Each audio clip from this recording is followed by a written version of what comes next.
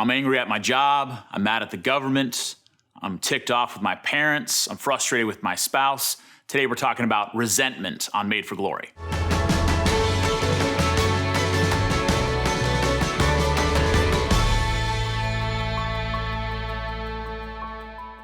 Resentment is anger that builds up over time, and oftentimes it's underneath the surface and can grow without us even being aware of it. We can often recognize that we're experiencing resentment towards someone through passive-aggressive movements in our own actions, our words, when we talk about someone behind their back, our frustration with them, us getting very, very angry at kind of small infractions, normal everyday infractions that someone might commit.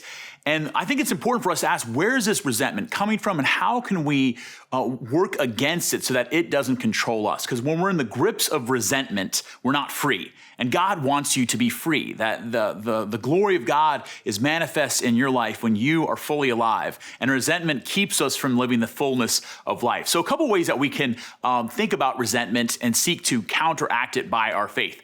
One is, first of all, recognizing that there's something in your own heart that needs to change. I know this is really challenging for people because many times we think I'm resentful of this person or this institution or the government. Right now, this time of coronavirus and quarantine and everything, we can just resent the world in general or the virus itself, and it builds up in kind of this unspoken frustration that bleeds out into every other part of our lives. But to be able to name it and to say, all right, I'm in this circumstance, I'm in this situation, I have this boss or I have this spouse or this person in my life or this neighbor, and I'm feeling anger towards them, frustration, I'm saying sharp words, maybe even behind their back, things about them, or I'm thinking it in my mind.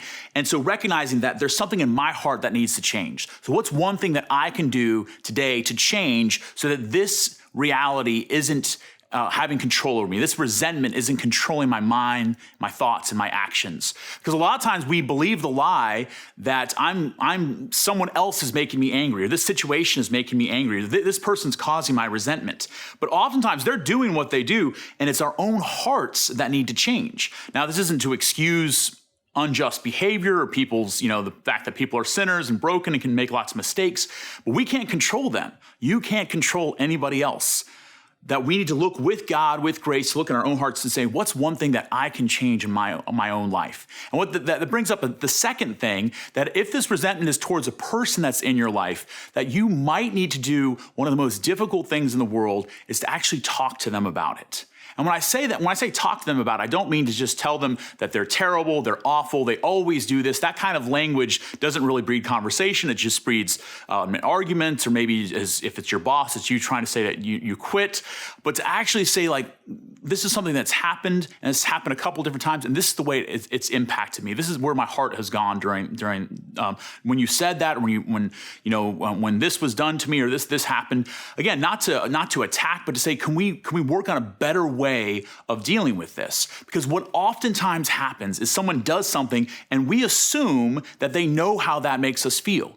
And so they do this action, it might be innocuous to them, but then we assume that they know how much that annoys us, we know how much that makes us feel disrespected, and so we craft a whole narrative about them and what's going on in their head, and because of that, it leads to greater and more resentment. This can happen with a spouse, this can happen with a roommate, this can happen with a boss or a coworker, and it happens all the time. And that narrative is so dangerous, because I often tell people, like, I don't always know why I do the things that I do, so how can I ever expect to know why somebody else does what they do? But when someone does something, we automatically assume that we know their motivations, we know why they did it. But until we have that kind of conversation, and it's painful, it's difficult, and involves you looking at your own self and what needs to change in you, then once we do that, we have a standard that we can judge our actions by. And they can actually be made aware of that problem. Now, it's possible that there's still friction, there's still problems, we're still fallen human beings, but at least there's a standard that we can work with. And so the third thing that we can do, if there's someone that's bringing up resentment in you, or a situation or a job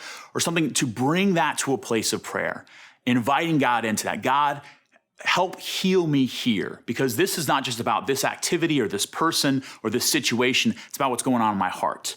So asking the Lord into that. So those three things are maybe three ways that we can face resentment and maybe become a better human person as we look at that. Because God wants to set us free. God wants to lead us to glory, because God wants to lead us out of a place of resentment towards that place of peace. Thanks so much for watching this episode of Made for Glory. Thank you for all those who are supporting us on Patreon. We're so grateful to you. Also, as well, for all those who are leaving comments and questions below, that helps us to continue this conversation about what it means to be a Catholic in these very challenging times. God bless.